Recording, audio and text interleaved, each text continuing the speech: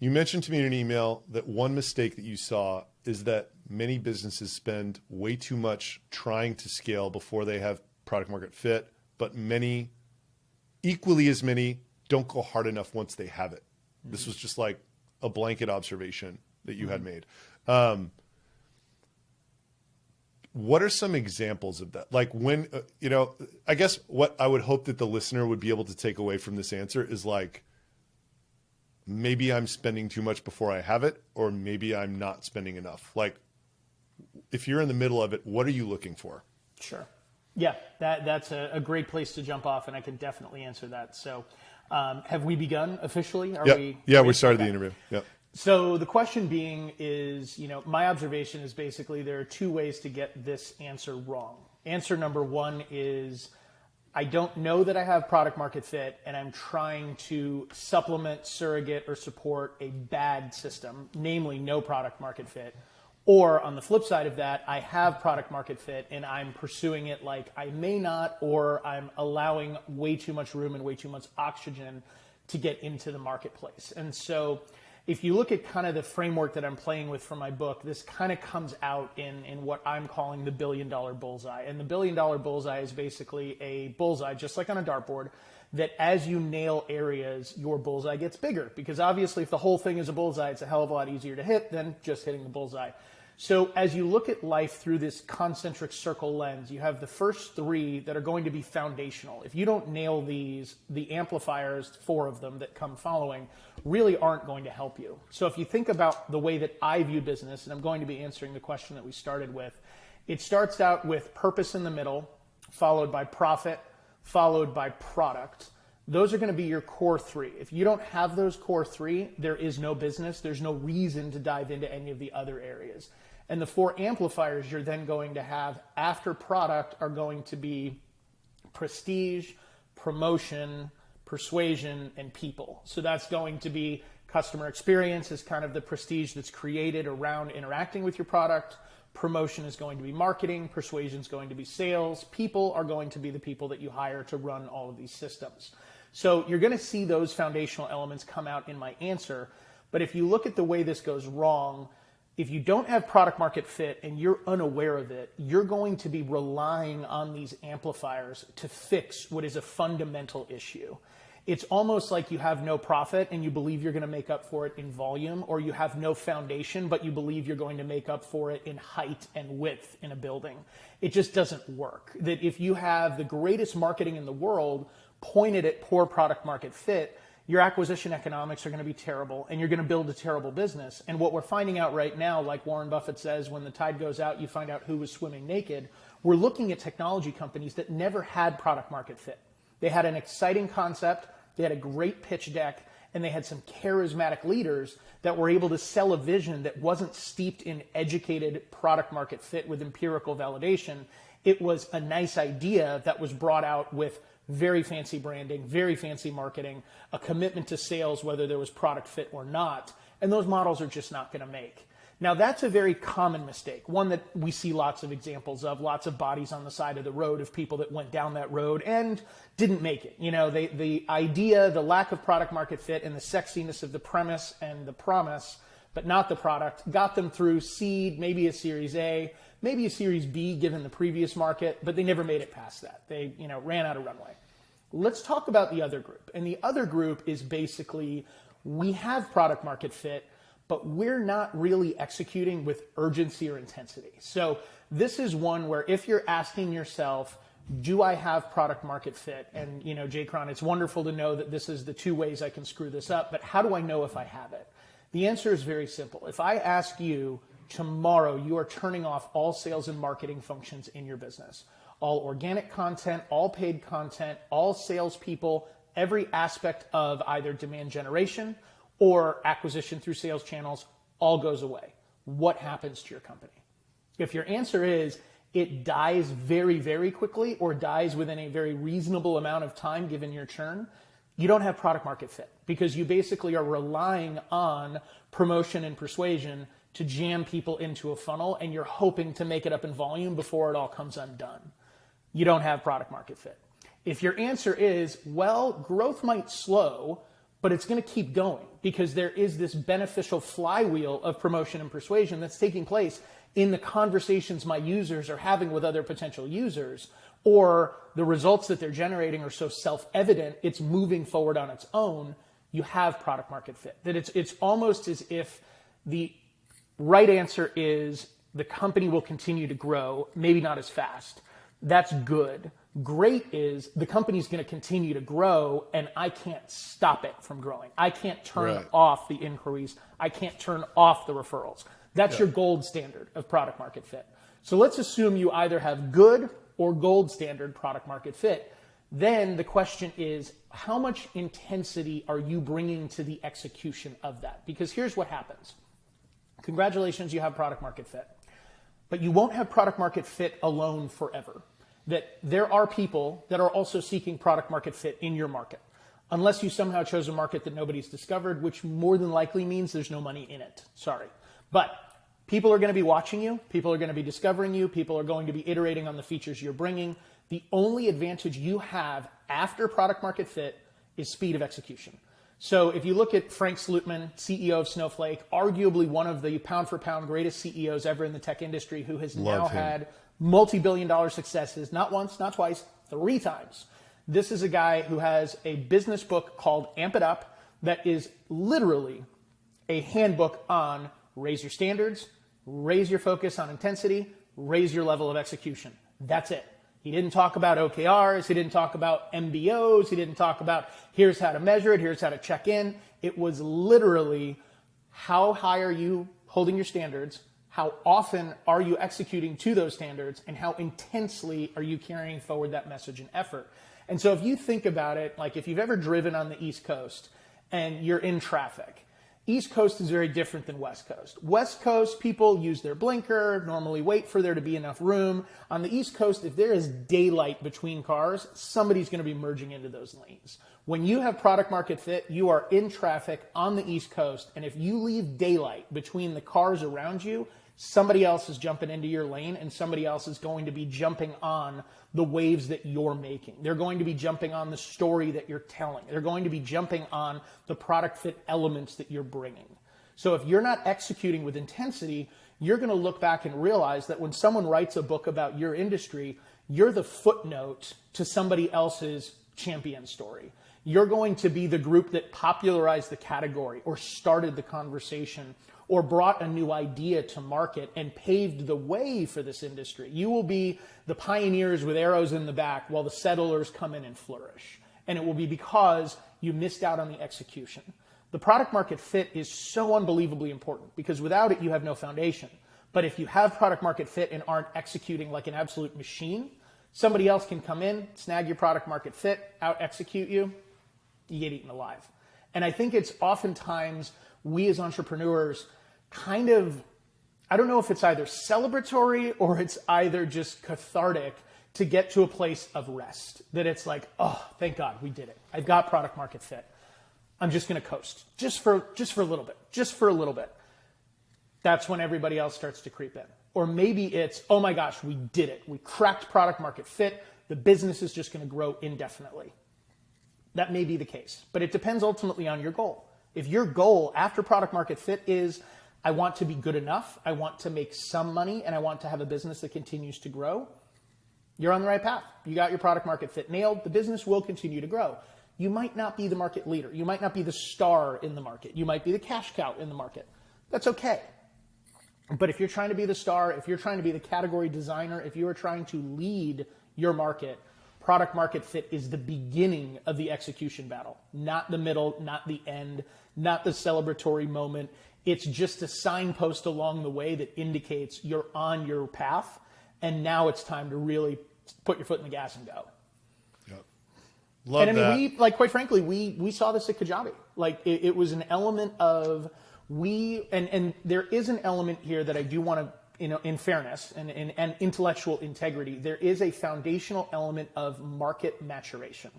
That if you have found product market fit, but let's say you found product market fit in a highly technical category. Like let's say there's OpenAI's platform and ChatGPT, as miraculous as it is, but it was only accessible if you were a developer that were able to work with the code base to query it. That would be product market fit, but it would not have market maturity to allow you to execute with that level of intensity because the market was not yet ready for that. But what you watched happen is OpenAI built this technology. They had product market fit and they knew it. And then when market maturity came into play, you watched them take off like a rocket ship and reach 1 million active users faster than anybody. I think they did it in like a week, like something obscenely crazy. Yeah. That's where you see product market fit, execution meet market maturity. So that's the only, market maturity is the only aspect that I don't believe is entirely within our control, because educating a market is kind of like trying to boil an ocean, that you can do it, but you better make sure you've got enough resources and enough time to bet into it for as long as that will take. So those would be kind of the caveats, but that's really how I view what happens if you celebrate too early, spike the ball at the 2-yard line and never end up scoring because you got product market fit and thought you were done, and then somebody comes in and just out executes you. Love that. I mean, Frank Slootman is just like, the first time I read that LinkedIn post, Amp It Up, I felt something inside. I'm like, man, like, this is who I want to be as a leader. Well, and I love that he's like, show up at a place, like, turn it up. People will vote with their feet. The right people will be energized by turning it up. And like, the first time I read it, I looked at my team and I'm like, I don't know. Now I'm doing it. Everybody who's on board is like, fuck yeah. Yep.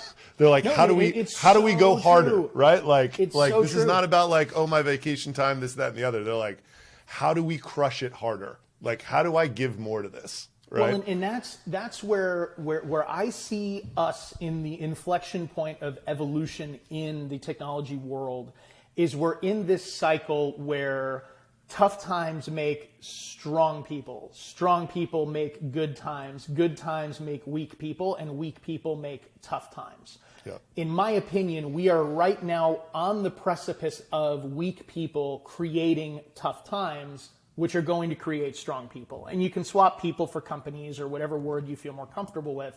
But the reality of it is, we have kind of come out of a season that looked very similar to the 2000s. That in the 2000s, in the late 90s, if you had a .com domain and a pitch deck, somebody was giving you a check. That the idea was so hot, so promising, nobody could not get money. And in the season we're coming out of, you saw companies raising at 25 times, 50 times, 100 times forward-looking revenue with no profit, with no business model, with no sense of anything other than we have cheap financing available, and it's going to be available endlessly. And you're now going to see this contagion effect where the private market vintages that went into those markets, they're going to have a tough time pulling those out in most cases. So now they're going to pull back more and be more conservative with what they raise next, which is going to constrain the companies that are both needing constraining, but also the companies that, quite frankly, deserve the funding and are growing really well. Both are going to be constrained equally. And so you have this cycle that is going to take out a lot of the weak ideas, a lot of the weak companies, and a lot of the companies that have employee bases that have really been lulled into this false sense of tech utopia that was never the business. That, it was... and if you've ever seen the video of the woman walking around Twitter about her average work day as, a Twitter employee, at no point does she do any work. She gets in, she drops her dry cleaning off, she goes to the company espresso bar, then heads to the rooftop for some meditation or de-stressing from the challenge of dropping her dry cleaning off, to then get a smoothie, to then get a lunch, to then play some ping pong, to then meet up with the friends for a Twitter happy hour, to then head home and start over the next day. And you're like... That's not a job. There's no value that's been delivered.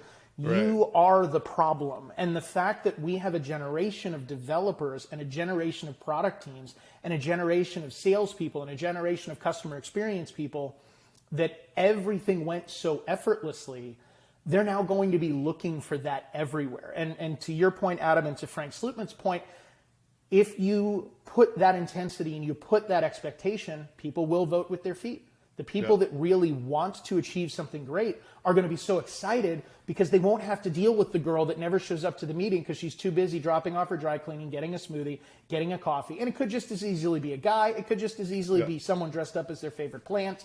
Whatever it is, those team members no A player ever wanted to work with. And fortunately now, at the right company, they're not going to have to. Yeah, and something, I remember the first time I heard this about Amazon, I was working on Wall Street, and it just was it was impossible for me to get my head around. Jeff Bezos would tell people, you don't work at Amazon for the money. You'll make way more money at other places, which I think over time they probably had to change that a little bit. But that's and he also had a thing. He's like, you work smart, you work hard, or you work long. You can't pick 2 out of 3 at Amazon. Yeah. It was always the old one where it used to be like you pick 2, and Amazon you can pick 3. Yeah, right. And just advertising that so forwardly, right? By no stretch of the imagination, it's like I want the message to be, for this. I've repeated this 5 times. This John Dutton thing that you said, because I think it so perfectly represents what everyone should be doing with their work in public effort. It's like, you got to know what you're getting into. And I want one of my videos to be like, this is not chill, right? Yeah. Don't fool yourself. I go home at 5:30 every day, but I am thinking about this constantly, and so are they.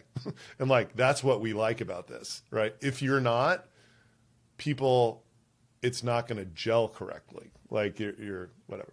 And I mean, in so many ways too, it should be a wake-up call and a rallying cry that if anyone is watching this video and you just can't wait for 5 p.m. to roll around so you can bail out of the office, find something you care about, because right. It's just a sad existence. Totally.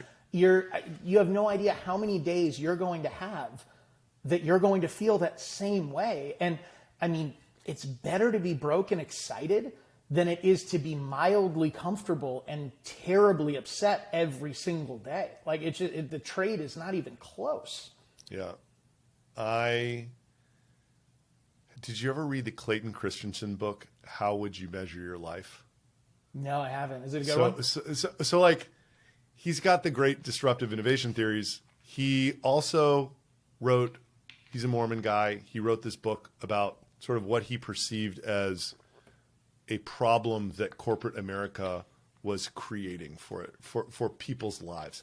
And he's like, I went to Harvard Business School, 5-year reunion, everyone's killing it. They're all investment bankers or consultants. Their wives are hot. Everybody's super happy. 10 years, 50% of the people are divorced. 20 years, the brightest student, Jeffrey Skilling, is in fucking jail. And he's like, what happened? Right? And there's a couple very memorable things. And I reread the book a couple of years ago, and I didn't like it as much. I read it in a transitional phase the last time when I was in between Wall Street and starting a tech company. And at the time I was very sort of effusive for this type of thing or whatever. I was seeking it or something like that. But 2 things were very impactful about that book. One, he's like, this machine is making people accept very little incremental lifestyle benefits for horrible sacrifice, right? Horrible sacrifice. I mean, I did that investment banker job. That is not good. I'm much more into people's energy now than I was when I was working on Wall Street. I wouldn't have identified it as that, but so I started in investment banking and I moved to trading for this feeling that I had when I was on the trading floor. People actually looked like they enjoyed their lives. Yeah. They kind of were into this gambling they were doing, right?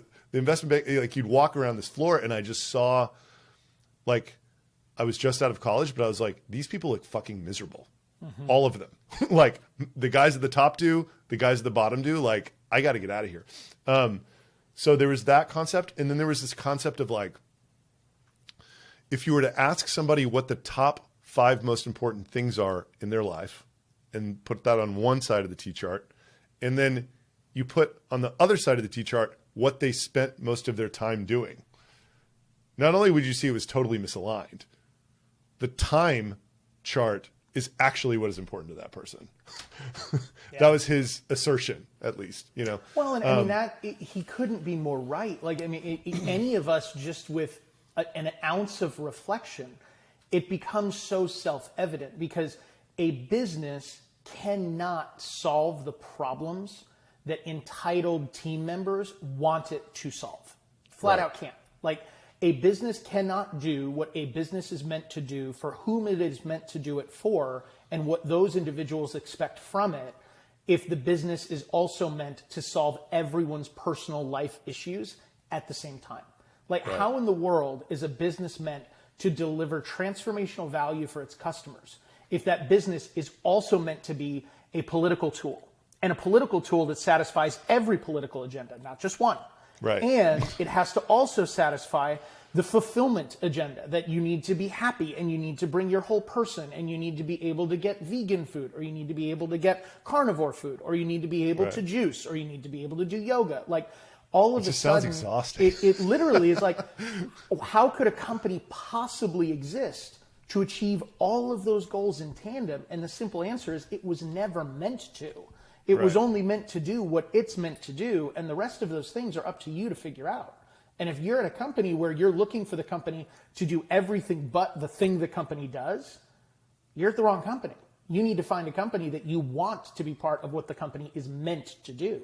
And that's just plain and simple. That's where it starts and stops for me. So we clearly see eye to eye on this John Dutton work in public thing. Do you think that you have to be, like, video comes naturally to me? I've come up with this system where I can spend an hour typing out hooks, stories, 3 lessons, soft CTA, whatever. And I can just do 3 to 5 minute videos and bang them all out very quickly. Do you think there's a type of leader who this just founder brand doesn't work for? Or is it like, I guess my question is, it took me a while to get converted to this. Mm-hmm. Now it seems very natural to me, and I'm getting so much back from it that I'm literally trying to figure out how to go harder. My LinkedIn guy's like, we can't do anything else. I'm like, well, it needs to get better than the quality, right? Like, it's just crazy what's coming back from it. So, like, I'm picturing somebody listening to this, thinking what I was thinking before I started doing it, and thinking, I can't do it because I don't look like he does, or I am not as articulated as Jay Cron. Like, I don't sound like that when Just I write to be or clear, talk. For everybody watching this video, feel free to let us know in the comments if you agree with Adam's assertion that he's the good-looking one and I'm the articulate one. I just want to point out that just happened. Like, that's a little bit of a microaggression right there, and so that just happened right there. I apologize. I mean, I just No, don't apologize. It was a great shot. I'll take it. If I'm the articulate guy, that's cool. But no, I think to your point, that's what makes a founder brand so necessary, is that we don't need everyone to be you or to be me. We need everyone to be them. Like, if you are the ultimate introvert with a face made for radio and the idea of talking extemporaneously just scares the shit out of you, my bet is you are probably one of the most cogent, effective, written communicators on the planet, because you have built over the term of your life the skill of written communication to either supplement or support how you like to interact with the world. And we're now in a world where you don't need to be embarrassed about being an introvert. You don't need to worry that you communicate best in writing. You just now need to find the venues that is best suited for. And I believe today, Twitter combined with blogging and an email newsletter, you've got all of the amplification you need for that founder brand to be able to exist in that universe of just getting to write and edit till your heart's content. Now, is there a bit more of a production burden than just hopping on video, talking about it, having someone transcribe it and put it everywhere? There totally is. But it doesn't mean that you can't do it. And if anything, there might be benefits to being better thought out, more methodical, and more precise in your communication. Because I don't believe that we're in a volume game anymore. And if we still are in a slight hangover of the content volume game, AI is going to kill that really, really, really quickly. The idea of, I'm just going to produce a lot of undifferentiated, mental masturbatory thought leader stuff that gets likes and tweets from everyone else that's producing the same mental masturbatory stuff, that's done. Because AI can build that themselves faster than we can. The noise, the junk food of the internet is gone. And all it's going to do is push independent thought and insight to a level of attention that we've never had before, because we're moving to a place where all of that junk food is going to be so prevalent and so produced. You're now going to have the burden of getting it all out of the way so you don't miss the signal, so you don't miss the insight, so you don't miss the actual information that will be lost in a sea of crap. So, two things here. One, Santosh, this sweet 55-year-old Indian man who has completely changed my life in every way and is transitioning to our COO.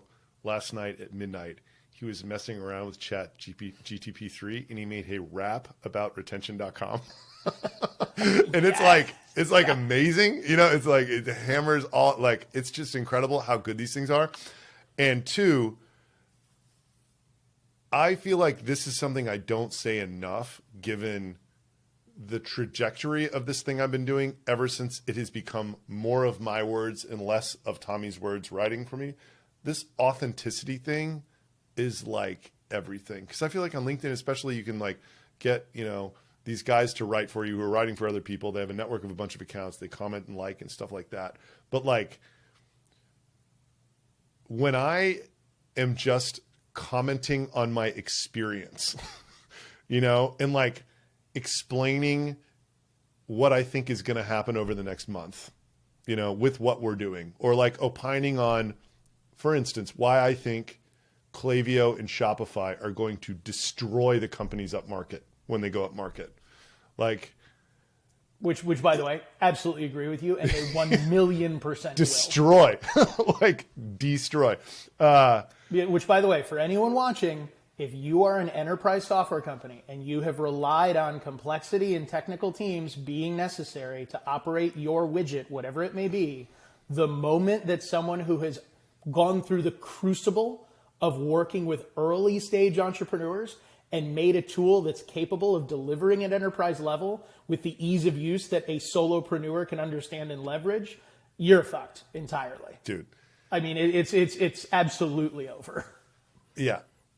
So finishing that thought, I see the numbers and then I see the responses and I see people writing me DMs back on the type of content. It's like, there is just no question that like the GTP3 thing is a theme that's amplifying it. But like Tommy, the guy who helps me take my videos and make them LinkedIn text, he calls it LinkedIn gold.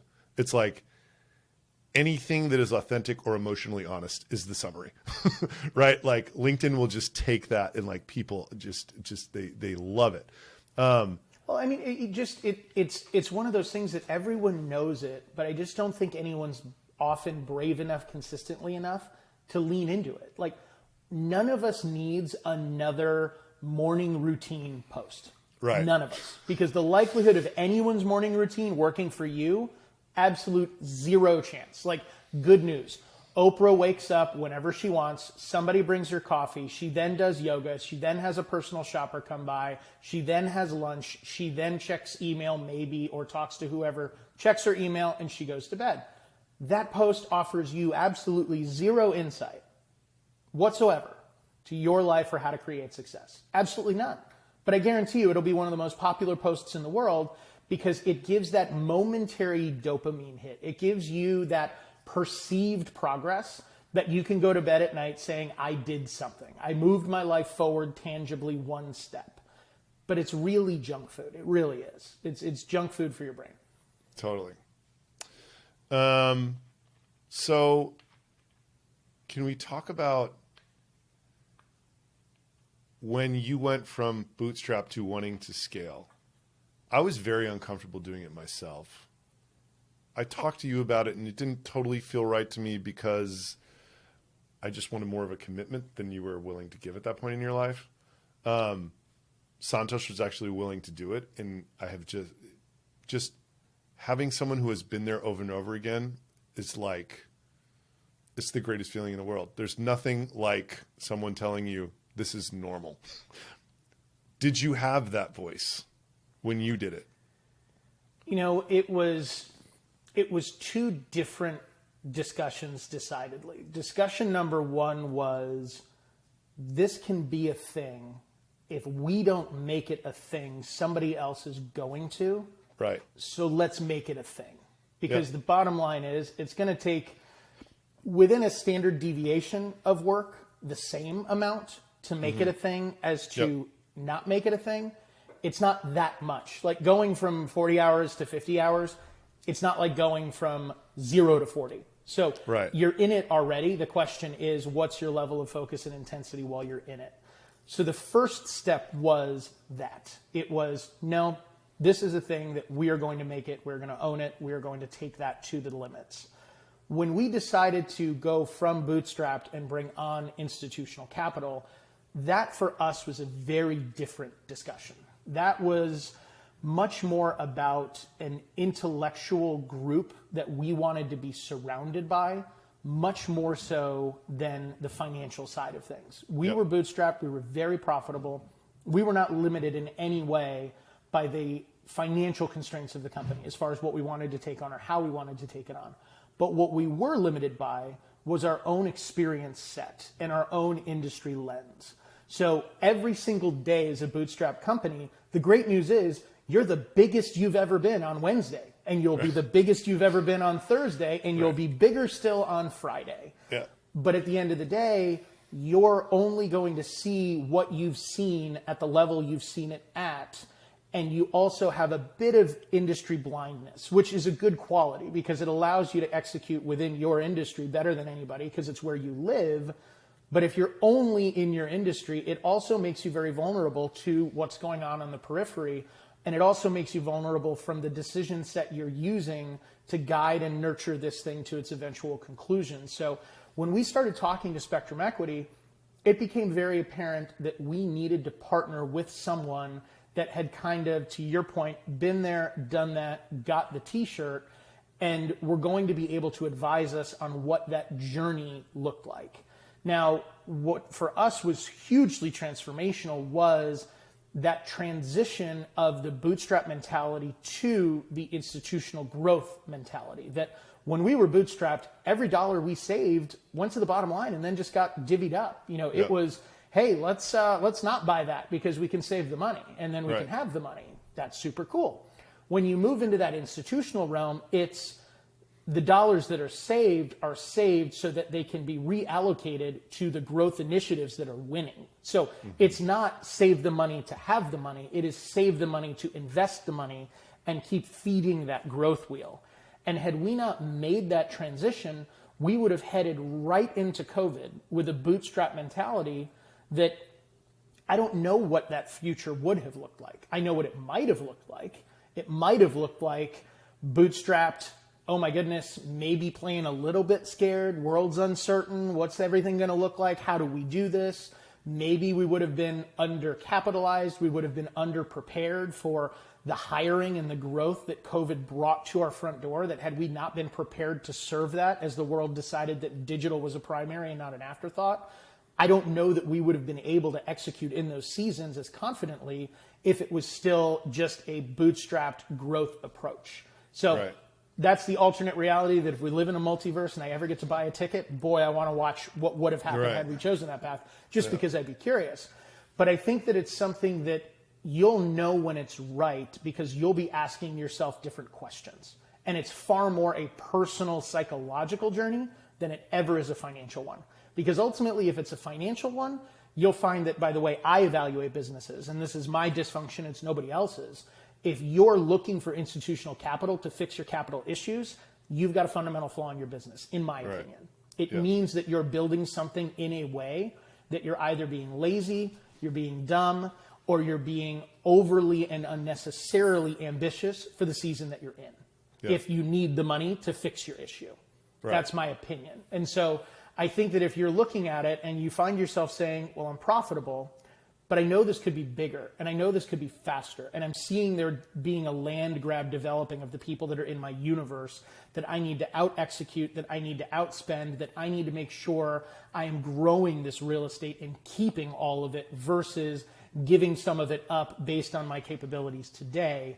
When you're asking yourself those questions, that may be the time where you say, maybe we do need some different minds around the table. Now, I would say in our case, when we had those conversations for the first time, we were very fortunate that we had the latitude of financial flexibility to choose the qualities in that group that we wanted. That goes back to our tacos and tequila test, where it was basically, if we wouldn't have tacos and tequila with these guys, even if we never did any business with them, it's a non-starter. Yeah. And that test for us truly saved us from some of the worst financial partners, who will remain nameless, that we could have chosen. Because there were people that literally didn't even want to finish the lunch we were having with them, much less lock arms and go, take on the world together. And right. Thankfully, we chose the right partner that was thoroughly committed to the core values of the company that were uncovered in those interactions. But if we had a runway and we had a burn rate and we had a timeline that if we don't get cash in the door, we got problems, we might have been forced to take on bad partners. And then we would have just hated life. We would have just been another totally hollowed out growth company getting pencil whipped by a PE group in a spreadsheet. And I don't know that the vision would have ever been actualized. So I would say that if you're asking yourself those type of questions, institutional capital may be right for you. And if you're using institutional capital as a way to amplify your intellectual capital or a way to amplify your business model, those are the reasons to do it.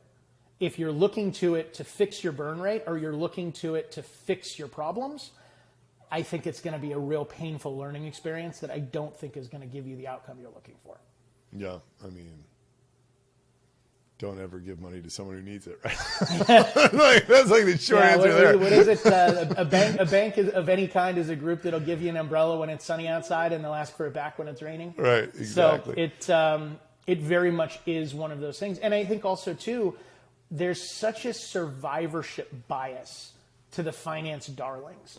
You don't hear about the companies that blew up the financing. You hear about the round, and then you hear nothing. You don't hear about the round, and they blew all the money, and they went away, and nobody knows what happened. It's always round, oh my gosh, so cool. And then you hear round, amazing exit, totally crazy numbers, they won. Yeah. You don't hear about round, and they blew it all. It just is very, very rare. I think the only group that you hear about that from is WeWork. I mean, you have to fail so spectacularly for the world to find out about it that, it's just a different world. So I think that were we to peel back the layer on the failed angels, the failed seed rounds, the failed venture capital groups, all of those areas, you would see a preponderance of bad ideas that should have never been given money. Right. There was no profit. There was no business. Totally. So what ARR, what revenue level were you at when you had the Spectrum conversation?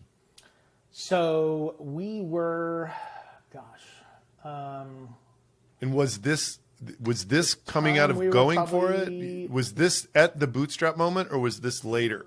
No, this was post the decision. This was probably about 4 years after the let's build this moment. Got it. So it was like 100 million ARR, right? Or no? So initially when I joined, we were at 6 million ARR. Yeah. And at that moment, it was no longer lifestyle. Let's build this thing to the moon. Yeah. And so you figure we probably 5x'd the company in the period of that time to partnering with Spectrum Equity. Yeah. And then after Spectrum Equity, it was about another year and a half to partnering with Tiger Global, Owl Rock, TPG, Meritech, and Tidemark. So that's kind of how that transitioned. But no, it was a full 4 years after it was like, okay, we're going to double down on this growth machine. And that was largely... Go ahead. Well, finish your thought. I don't want to... Yeah, no, I was going to say it was largely brought about by the fact that we began, going back to where we started today of talking about what happens when you leave daylight or when you leave too much oxygen in a room in a competitive environment, what happens. We began to see competitors popping up that really weren't and should never have been competitors. Like we watched people that were customers of Kajabi that thought it was a great platform, that thought it was a great industry, that then went and built a complete and utter ripoff of Kajabi and started trolling on Twitter to get users. And that was the business strategy. But that happened because we allowed it to. Like we allowed our, I guess let's call it discovery of this industry, but lack of expansion and defense moats to just open it up to, oh, wow, this is a thing. Maybe I should start a company here too. You almost find, the way that I describe it, and it's not, anything that insightful, but it's sort of the Toast effect that the founder of Toast was talking about to us, where it's almost like, you've arrived when people start niching out what you do the way that you niched it out. So Toast was point of sale and SaaS for restaurants. Yep. But then all of a sudden you saw, well, we're like Toast, but only for pizzerias. Or Yeah. we're like Toast, but only for bagel shops. Sure. And all of a sudden you see that you started a market, grew a market, and the market then expanded, and everyone else was like, ooh, I'm going to do this. It was almost like the Uberification of things, where Uber's like, wait a second, this ride sharing is a thing. So Lyft's like, yeah, it might be. Let's jump into that. And then you had like Hey Jane, which was like, it was Uber, but only female drivers for female passengers. And then, right. I don't know how many other iterations of that effect were followed on, but that's kind of where you begin to see signal. And now maybe in all the examples I offered up, maybe the leaders of those companies said those niches are not significant enough for us to broaden our offering to also suck up that market share. That might have been a conscious choice. But were I a betting man, I would be betting that they left that oxygen, they left that daylight, and somebody chose to hop in and grab it. Sure. And very similar to us, it was, oh yeah, Kajabi does all of these things. Well, we do this one thing better than Kajabi. So like, for example, there's, platforms out there that were only checkout platforms. That's all they did. Right. And, it was an area that candidly for Kajabi, it's something that I think, if we were honest, has lagged in our ability to really execute masterfully in that area. And so it left oxygen, and there's half a dozen checkout platforms I can name that they do this one thing. And they're still relying on Kajabi to do all of the other things. Right. But because they do this one thing better, it's like, okay, I'll pop that guy in. Yeah. I'm going to say something that I think you're going to love. So I mentioned Santosh a bunch. He's like, we need to be the 6 executives. We need to be meeting once every 2 months in person. And then like he gave this presentation at our first executive meeting that was like one of the most inspiring things I've ever been a part of. And he said a few things that were just unbelievable to me that I was just like, fuck yes. Like sort of like reading Amp It Up, right? Yeah. And by the way, I've said this guy is like such a sweet, old, humble Indian man, right? And like, so the thing that was like the most, I was just like, oh my God, yes. Like, he's like talking about like the S curve, how it, and I just relate that so much, like banging your head against the wall for, 10 years or whatever. And then in tech, all of your success comes at once. It's all vertical. And like, then your challenge is find another S curve so that when that flattens out, you're going up again, right? Like that's how the great companies are born. And then he's like, we were in this unbelievable position where we had 6 employees, 12 million ARR, no marketing spend, and like $700K per month free cash to do whatever the fuck we wanted with, right? And we were just distributing it. The moment that happens, it's like, I have solved the world's problems. Everything is fixed. Like, totally, but like, oh my it gosh. still wasn't. The churn was bad because we hadn't honed it on the ICP and we hadn't fixed the featured set and the pricing to where it was like low churn. So that's why I was still like, it's not time to go yet. And quite frankly, I was looking at Ross Paquette's business, who Diana Ross, my partner, used to work for. And this dude had basically gotten to 30 million 8 years ago with a 70% total margin, and he owned all the equity, and he was distributing himself 20 million bucks a year for 10 years. And I was like, well, that's interesting. But like we said before, I know now Ross he's kind of fucking, he wants a bigger thing, right? We all do. It's like, if you're not on the vertical part of the S curve, right? Like if you think about that point though, just touching on that. So for everyone listening, you are going to have a point that if you have product market fit in a business that you own a significant or all of, you will have a moment of an existential crisis. And the existential crisis is, oh my gosh, I have the money that I hoped I would have. I have met my financial goals. And then there will be a period of celebration that will likely lead to a period of questioning, that will likely lead to a period of rediscovery, and bringing you back to the fact that the growth and fulfillment and being able to deliver value to the world is why you got started anyway. and then you start that S curve all over again.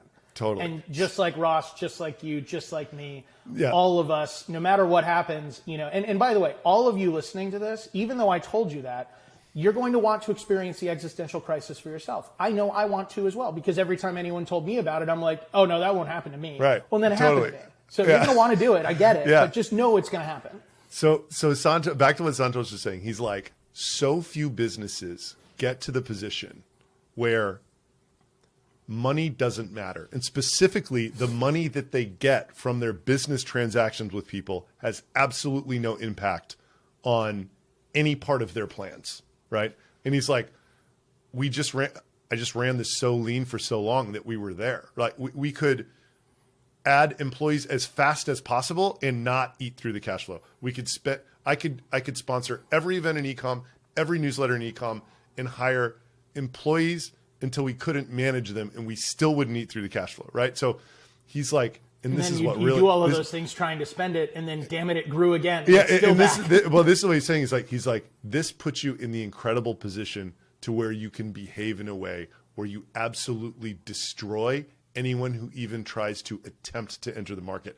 I'm like, that sentence, like having this man just like say that, and it's like this, like I've never been around someone that ambitious, but it's like a different type of ambition. It is not greed. Like this is a guy who has it's so hard to describe, right? But it's like this incredible, like it's a MailChimp type of ambition. It's like, I'm going to set up my market presence in a way to where you can't even enter. Like you could maybe get your business to 2 or 3 million ARR, but there is no way for you to get past that, because I will bid up every single channel and I will make it free for 90% of the market. And I'm going to have a better brand than you, and I'm going to have better people than you, and I'm going to move faster than you, and I have no bugs, and like all this. By the way, like somehow Klaviyo did this niche down thing. They're like, okay, for Shopify, we're going to have the monopoly, right? Which like I made a video on that too. I'm like, how incredible is it that this company with a monopoly like MailChimp was able to create another monopoly for who they were selling to, right? But it's this type of ambition, right? It's like we have to be so good that people can't even think about competing with us. They're literally looking at it and they're like, nah, let me just go somewhere else. Even the iteration beyond that is after you've gotten so big that you can destroy anybody that isn't better than you. The next stage is if they were better than you, then you just buy them. Right. Literally, the next moat of, well, if I can't beat you, it's probably because you're doing something better. I better just buy you. Right. And that was Adobe and Figma. I mean, it was one of those, Adobe had to buy Figma because Figma's net dollar retention, they would have eaten them eventually. So it was like, all right, we tried. We tried to kill you, but we can't. You figured something out. Good on you. Can we just buy you, please? Right. And then, if you're one of those entrepreneurs that's in it for the money, you're like, yeah, totally. I'll take the check. Let's do this. And then if you're not in it for the money, like an Elon Musk, you're like, nah, screw off. I'm just going to change the world and keep dunking on you. Right. And so, I mean, that's the moment where you really find out, why are you in it? So, but there's no doubt about it, those iterations. And what I love about your story is that is being channeled and conveyed by somebody that you would probably never expect that energy to come from. That, you're seeing someone that's like, no, live and let live. And he's like, no, you don't understand. This is a rare thing that we have found. Totally. Rather than celebrate the rarity, we're going to make sure that we protect it, that we scale it, that we make it even more strong in that category, that it is unassailable. Yeah. And like what I love about it is he's such an empathetic guy as well. Like just ultra. It's like, not that these qualities should be mutually exclusive, but like in my mind, like you're a killer if you think like that. And in some ways he is, but in the other, in ways of dealing with employees and customers and the ecosystem and everything else, he's like the gentlest human being in the world, right? It's this incredible combination that like is just such a great example for me to try to emulate as my career. I hope everyone listening hears that, because I think that you and I have both spent plenty of time in plenty of rooms of entrepreneurs where it feels like you can't be empathetic and have high expectations. That it's almost like for you to be empathetic, you are required to dilute your expectations of the people that you hire because you're empathetic. And that just simply isn't the case. Right. That you can absolutely be empathetic and ambitious. You can have both, and you can navigate accordingly. You don't have to be somebody that just tolerates whatever is brought to you in the name of being an empathetic leader. You definitely, nobody's calling you to do that. I want to bring up another example that I think perpetuates, that's going on for me right now today, that I think perpetuates this story and this energy a little bit that I'm trying to describe. So I feel like Santosh and I get along so well because we both believe that, through giving more to everyone, it will energize our employees and the ecosystem and excite people to the maximum possible level. There's this vendor in our space called Yotpo. They have 30,000 customers who fucking hate them. Why? Because 7 years in a row, they've raised prices by 100% and they've said, fuck you, my numbers are, without even listening to the customers. It's like, yeah. I know the founders, they're these rough Israeli guys, and like, that's how they operate, right? Yep. So you don't like, go somewhere else. Yeah, exactly. And they're like, look, we still have 30,000 customers.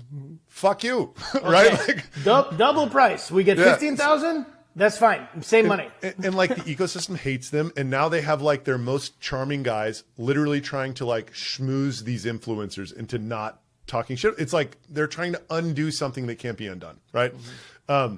Look, can we ask you to stop telling the truth about us? That would be ideal. That would be ideal. So like, this is, Santosh is like, he had this great idea in our second offsite. He's like, what if we made our company about accelerating the personal and professional growth of our employees before our customers, right? So examples of what that would look like. We will help you.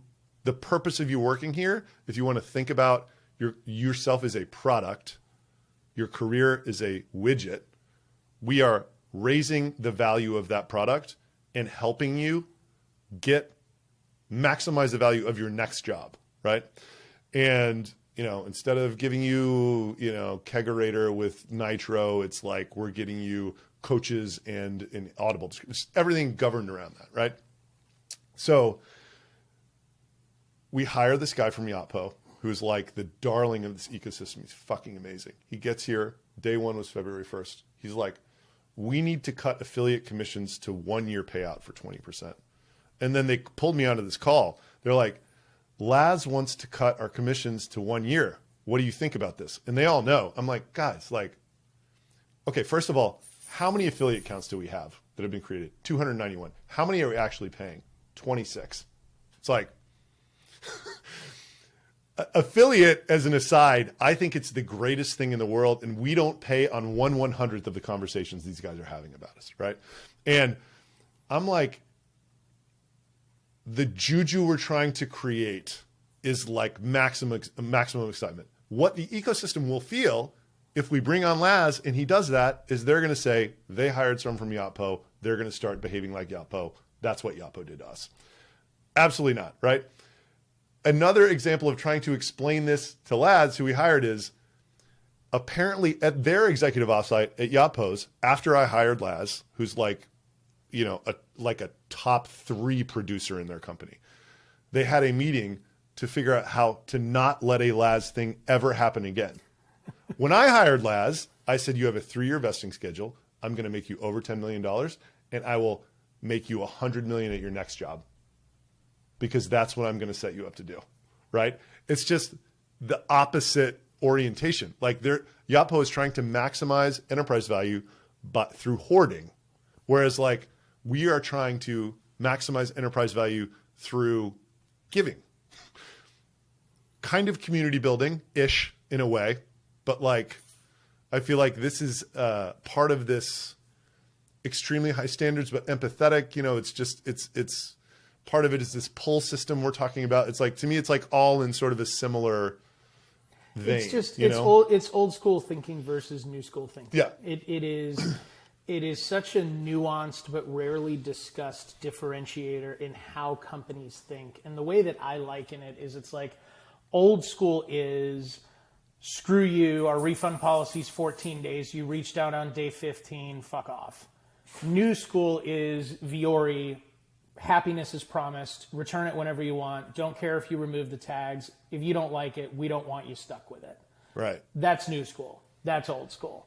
When you look at the idea of, hey, we're just going to screw over our affiliates, that's old school because some accountant said, well, gosh, if we cut the payout to 1 year, look at how much we recapture. New school is asking, well, cookies are not a perfect science. How many conversations or pieces of earned or owned media are you in because somebody's talking about it, even though they might not get credit for that specific click? Right. You can't quantify it. That's where you're winning. So right. It's very much this differentiator of old school is if you can't measure it, you can't manage it, so only do things that you can measure. New school is I know what I'm doing, why I'm doing it, and who I'm doing it for, and I'm just going to keep solving for them, and I know I'm going to win. And I think it proves out. It really does. There's this other part of it where it's like, whether you want to call it the spread of the idea virus or however you think about this, like that is a red flag. And regardless of whether it's a major red flag, it's still something that is going to cause someone to stop and think, that's weird and that's not good for me. You know? Whereas like I want to set up these systems. And another thing that I wrote down to ask you about was product channel fit, because I think that we have it right now in my affiliate channel with these guys who have network and e-com businesses. But what I want to set up are these systems, if you want to call it that, where you're only doing things to accelerate this, whatever it is that people talking, it's like it has to be the best thing on their mind. You know what I mean? It's like they can't. It's so good that they couldn't not talk about it, right? Well, and like at its foundational core, what you're saying is, no matter what the engagement is, I want interests aligned. That if we are making a decision as a company as it relates to our employees, are their interests and our interests aligned? Because if that wins, we will win. If we're making a decision on affiliates, are their interests and our interests aligned? If they are, we're all going to win. And I think that's really the underlying principle of how can we make sure they are. So it's like on the surface, old school thinking, the idea of we're going to grow our people is not a successful business model, because then it's, well, how are you monetizing the dollars you're investing in their coaching? Or how are you going to benefit from them going on to bigger and better things and leaving your company because you equipped them to do so and gave them the skills, yada, yada, yada. Very, very old school thinking. New school thinking is, I know that if I endeavor to have the happiest employees on the planet that are fulfilled and excited about what they're doing, they're going to stay longer. I'm going to pay less recruiters. I'm going to have less attrition. I'm going to have less training costs. And the people that do graduate are going to tell everybody how amazing it is here. They're going to tell everyone about the experience. And that brand lift is going to continue to proliferate, because I'm not in this for an overnight thing. I'm in this for a decades-long thing.